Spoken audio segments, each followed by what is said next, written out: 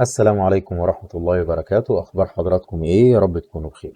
إن شاء الله النهاردة مع بعض هناخد درس جديد وخفيف إن شاء الله، يا رب يفيدنا كلنا. الدرس ده هنتعلم إزاي إن إحنا نقلل وقت الريندر بتاعنا، يعني بمراحل. يعني إيه اللي يخلينا نقلل الكلام ده؟ عن طريق حاجة اسمها كاوس فانتج. إيه كاوس فانتج؟ كاوس فانتج ده بالظبط عامل زي تكملة. هو يعتبر تكملة، كأنك بتكمل من الفيري أو من الكورونا. يعني هو حاجة شبههم برضو زي محرك ريندر، ولكن بيعتمد على الريال تايم. ايه هو الريال تايم؟ ان هو بيرندر على كارت الشاشة. ده كده مبدئيا. طيب، ازاي مثلا او ايه فكرته ان هو بيرندر على كارت الشاشة؟ فلازم ان هو تكون عندك كارت شاشة يتحمل او يكون قوي بما فيه الكفاية بحيث ان هو يتحمل الريندر عليه. وده اللي هنشوف ان شاء الله لما نشتغل مع بعض. عندنا مثلا المشروع اللي هنشتغل عليه الصوره دي، تمام. اخدت حوالي كام؟ اخدت حوالي تقريبا ساعه، اللي ساعه و10 دقائق تقريبا او ساعه وربع ريندر. تمام كده على الفيري، كان فيري 6. تمام. و خدت عليها 10 دقائق، دي عفوا ساعه و10 دقائق. معانا الصوره ديت تقريبا. طبعا انتم شايفين اختلاف بسيط جدا في اللي هو في الاضاءه. ده هنعرفه لما نخش في البرنامج شويه. ده الصوره ديت خدت كام؟ الصوره ديت خدت بالظبط دقيقتين. تمام، دقيقتين ريندر، تقريبا نفس الكواليتي. لو حضرتك جيت بصيت هتلاقي انت زومت وهتلاقي مساحه كل صوره. مثلا ديت مثلا كانت مساحتها ميجا 87، دي تقريبا مساحتها 3 ميجا. ايه الفرق او ايه الفرق الشاسع اللي خلاه يوصل معايا لهذا الحد يعني؟ طيب، هو عن طريق زي ما اتكلمنا الكاوس فانتج. تمام. طيب، طريقه تسطيبه بتكون سهله. طبعا لازم حضرتك تكون قافل الماكس. ده البرنامج اللي احنا هنشتغل عليه. الشوت اللي احنا هنشتغل عليه ده كان من احد شريعه او شغلي القديمه. فلازم حضرتك تكون قافل كل برامج الماكس اللي عندك عشان خاطر تقدر تسطبه، وتقوم جاي عامل ران از ادمنستريتور. تمام، وتقول لي يس، هيظهر لك البرنامج. انا طبعا عشان خاطر مسطبه وعامله، هو الموضوع ما فيهوش اي مشكله خالص، غير انت تيجي تقول له اكسبت، وبعد كده تيجي تقول له ادفانسد، تخش وتيجي تقول له لازم تكون معلم على كل الاختيارات دي. تمام كده، وتيجي تقول له ايه، لا انا مش هعمل انستول. بعد كده تيجي تقول له انستول، لازم تكون معلم على الاختيارات دي كلها، وتيجي تقول له كونتينيو، او ترجع تقول له انستول. تمام كده. انا مش هسطبه بما ان انا كده كده اصلا مسطبه. فبس ايه، يعني حضراتكم تمشوا بهذا النمط، تقول كونتينيو وبعد كده فينش، او نيكست وبعد كده فينش. تمام كده بمنتهى البساطه. هتيجي تقول له اكستراكت هير او اكستراكت هير. بس طبعا خد بالك، لو عندك انت فيروس، طبعا بطبيعه الحال انت بتخش على اي ريدمي او اي انستراكشر عندك. تمام، بتخش عليها وبتقرا التعليمات. remove any previous track. تمام كده اهوت. لو عندك اي كراك لهذا البرنامج احذفه. تمام، قبل ما تسطب. بعد كده تبقى داونلود وتعمل انستول للفانتج بتاعك. تمام كده. بعد كده تاخد كوبي للفايل اللي هو مديهولك وتحطه في المسار ده. تمام، يعني تيجي تقول له كوبي او كده بهذا الشكل، وتيجي تقول له والله اديني هنا كوبي بهذا المسار اللي هو بروجرام فايل. تروح تيجي تقول له سي بروجرام فايلز كاوس جروب، تيجي تقول له فانتج لاجن، تيجي تقول له بليس. طبعا هنا بيقول لك بليس او كذا، انت طبعا المفروض تقول له بليس. ايوه. طيب، ده كده بالنسبه لتسطيبه، وتسطيبه بمنتهى السهوله. نيجي بقى هنا للبرنامج ازاي بيشتغل. مجرد ما بتفتح البرنامج معاك بتلاقي على طول ضاف لك الاربع ايقونات دول. ده هنا ريندر انيميشن. ده هنا لو عاوز تimporт حاجه بصيغه الفانتج نفسها، بصيغه البرنامج نفسه. تمام، او لو عاوز تكسبورت المشهد ده وتخليه عندك سين في الكاوس فانتج، عشان خاطر ان انت تشتغل على البرنامج الفانتج لوحده بدون ما تشتغل وتعمل لينك او تربط ما بينه وما بين الفانتج. اما الزرار ده، وده يعتبر الاهم حاجه عندنا، ده ان انت بتعمل لايف لينك ما بين الماكس بتاعك وما بين الكاوس فانتج. بمنتهى البساطه هتيجي تقول له والله انا هكليك عليه، فبيقول لك والله انتظر دقيقه. طبعا هنا دي النسخه بتاعتي اللي هي 1.8.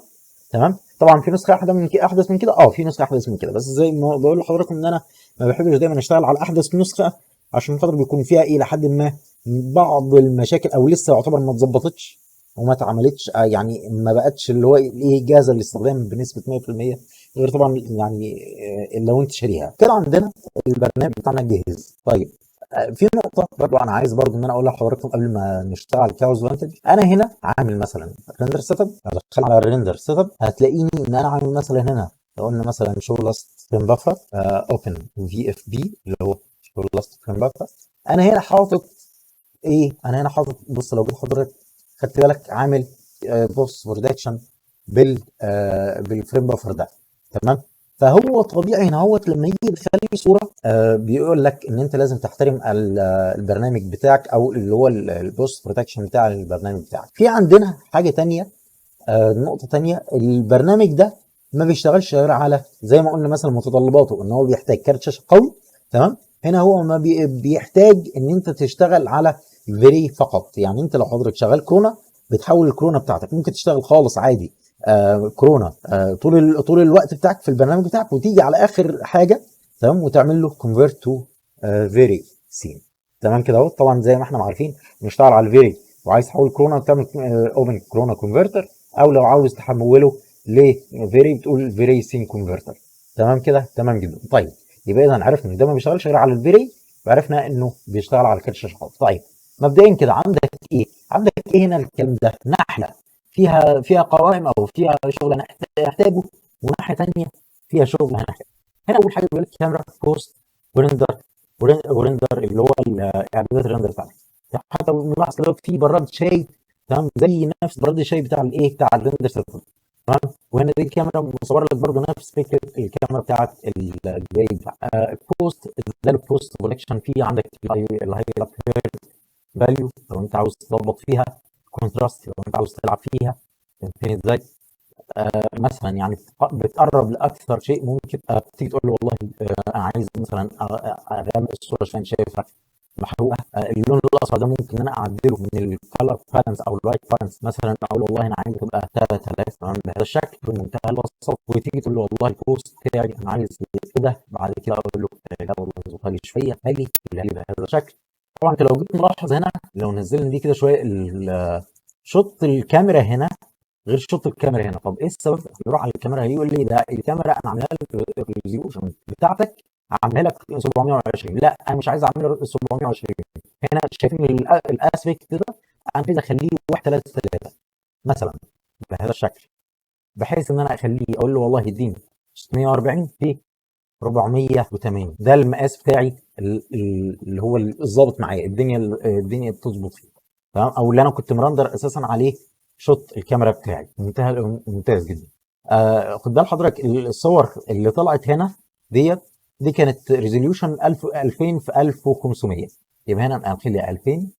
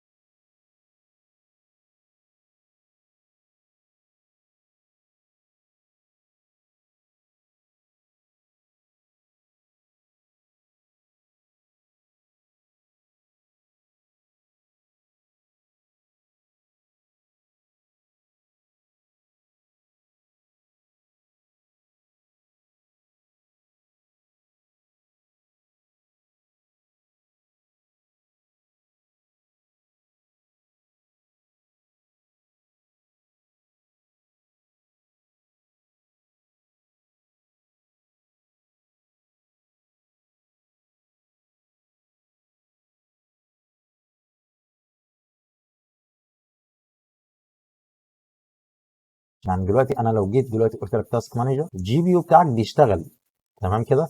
بس انا طبعا بما ان كارت الشاشه بتاعي مش قوي، او يعني الى حد ما يعني كان مصاب يعني الى حد ما، فمش مش هيكون بنفس كيفيه الكارت الشاشه.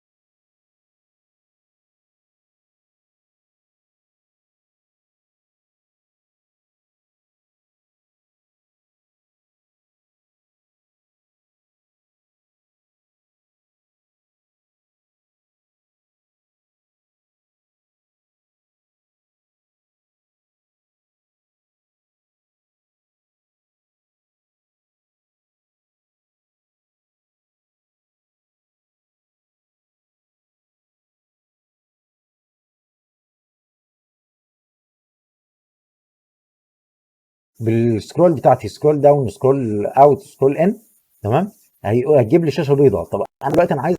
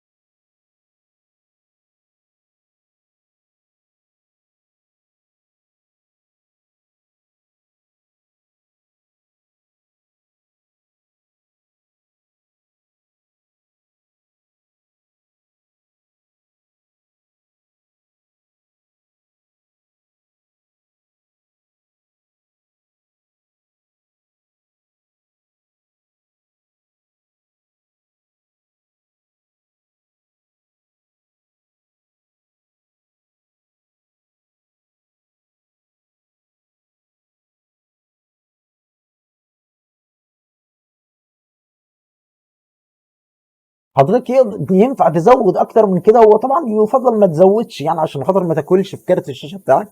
2000 في 1500 حاجه كويسه جدا. تمام. لان انت كل ما هتزود هتيجي تقول له والله مثلا عايز رندر 3500 مثلا بهذا الشكل، هاجي اقول له مثلا او 4000 مثلا،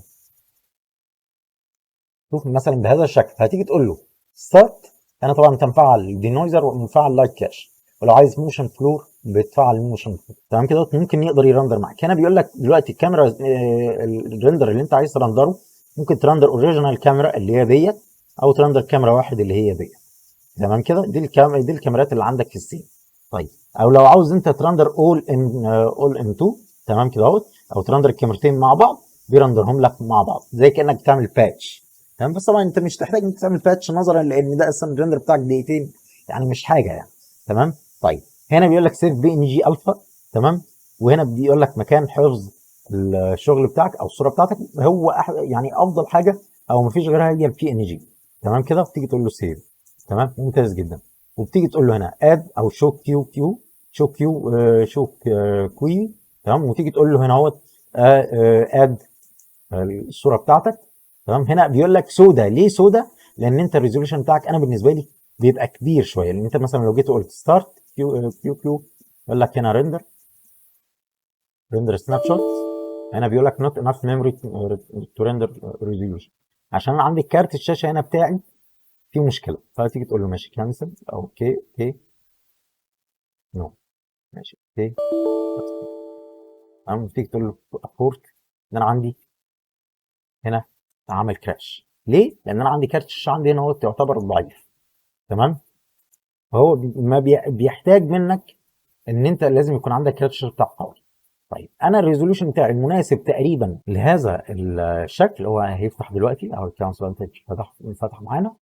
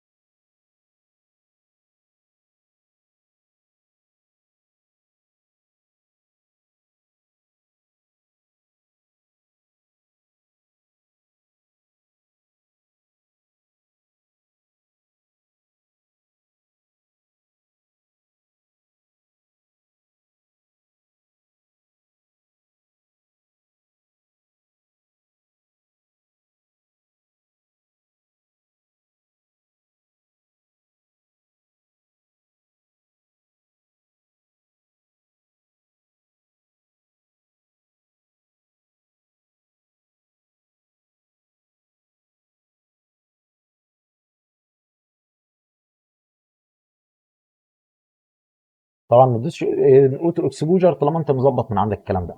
لو انت مش مظبط بالاوتو اكسبوجر، لو انت مش مظبط الكلام ده تدوس اوتو اكسبوجر هيرندر لك زي ما هو، هيرندر لك الاكسبوجر الصح بدون ما يعلي لك الاضاءه قوي، بدون ما يقلل لك الاضاءه قوي مثلا يعني. تمام. فهتيجي تقول له والله السامبلز بتاعتك دي المفروض بتبقى 250.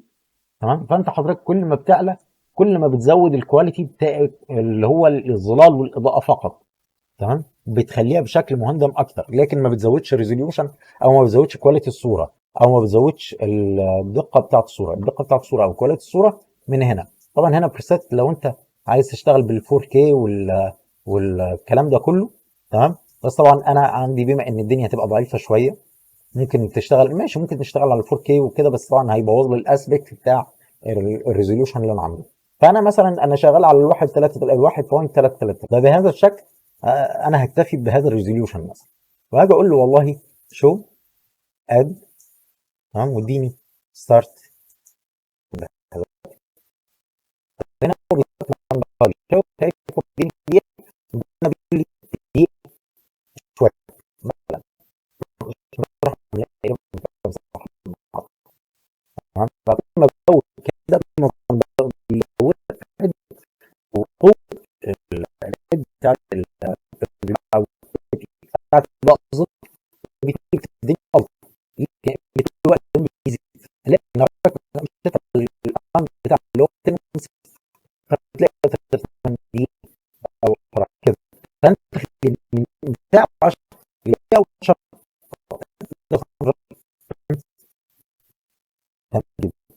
انا كان هو انا مش عارف كان بس مش وقت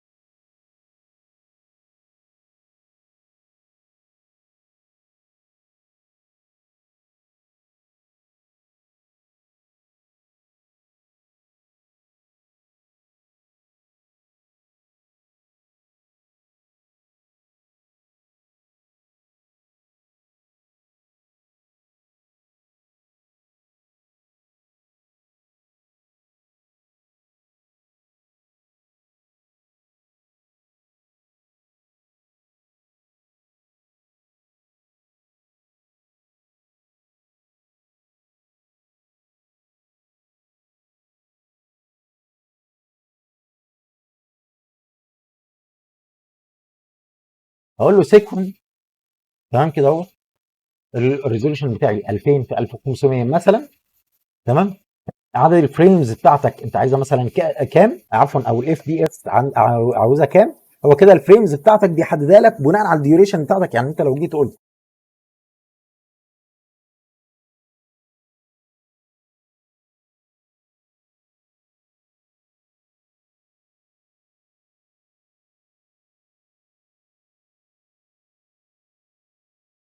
تمام، طبعا وقت الريندر الى حد ما هيطول شويه. هاجي اقول له بس يرجع لي الشغل ده كده هنا، دي تاني، ارجع لي كده.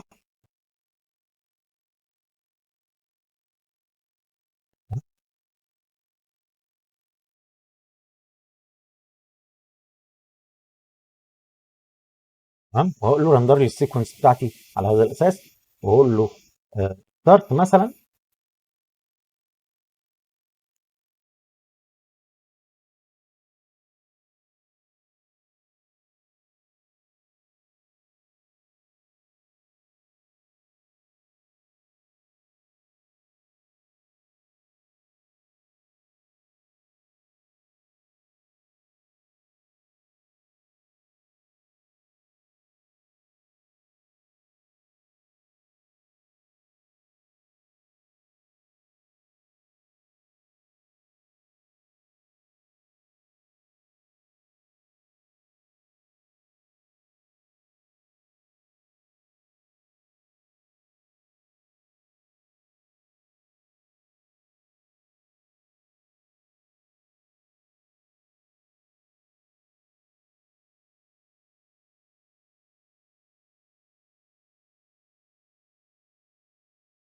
سامبل لاست فريم هنا، انت ممكن تيجي تقول له مثلا وليكن 450، تمام. او مثلا، او تيجي تقول له 30، او تيجي تقول له مثلا عفوا، لا انا عايز مثلا الفريمات بتاعتي زي ما هي موجوده في المده بتاعتي 450. تيجي تقول له ستارت.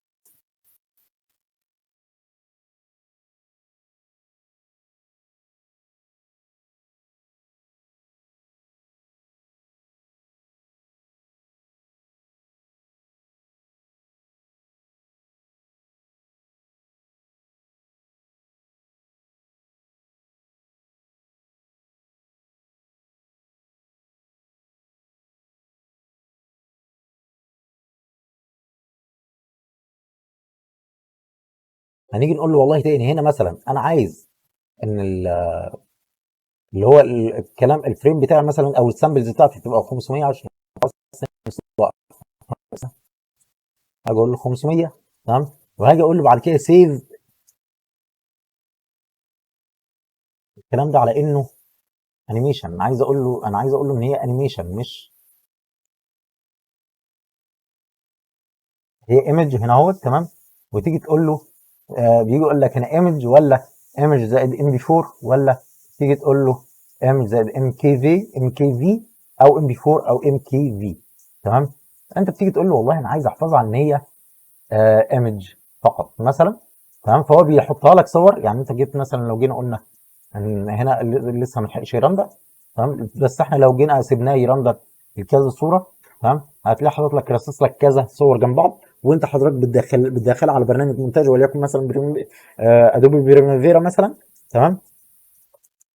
وبتيجي تقول له والله انا عايز اجمعهم كلهم مع بعض، او بيديك فيديو وبيديك الصور مع بعض، تمام.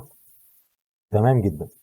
طيب، فانا هاجي اقول له طبعا الكواليتي بتاعتي هاي، وال والدنيا بتاعتي نوت، وهسيف من هنا مكان ما انا عايز اسيف، تمام. وهاجي اقول له ستارت، تمام. فطبعا يعني منعا بس لتطويل الفيديو عشان خاطر انا طولت على حضراتكم، معلش، تمام. فده بمنتهى البساطه الشديده جدا شكل الكاوس فانتج. طيب، في واحد هنا ممكن بقى يسالني يقول لي طب الستيل كام؟ انا دلوقتي انت حفظت لي كصور بس، مش هقول لك فيديوهات، تمام. انت دلوقتي حفظت لي الصور ديت بدون الريندر اليمنت، تمام. مع الوقت، اخترعوا او طلعوا عملوا ابديت حديث ل كلاوس فانتج اللي هو 2.1 تقريبا، تمام. ده بيطلع ريندر اليمنت معاك، بيكون حاطط لك ريندر اليمنت افتراضيه، تمام. وحضرتك برضو نفس اللي في الماكس اللي هو الريفليكشن والريفراكشن والزي ديبس وكل الكلام ده كله. تمام. وحضرتك بتبدا ان انت تطلعهم برضو وبتقول له سيف بي ان جي. تمام. مع هذا الكلام، فلو حضرتك حابب ان انت تستعمل ال 1.8 اللي انا هحطها لحضرتك في لينك التليجرام، تمام، ممكن حضرتك تستخدمها. ولكن حضرتك محتاج كل ما الكاوز فانتج بتاعك تطور اكتر، حضرتك محتاج شغل جامد، او يعني كارت شاشه، عفوا كارت شاشه قوي وجامد عشان خاطر يتحمل معاك كل الشغل ده. تمام. ده بمنتهى البساطه الشديده جدا. تمام. اللي هو ازاي تقدر تحمل عفوا ازاي ان انت تقدر تشتغل على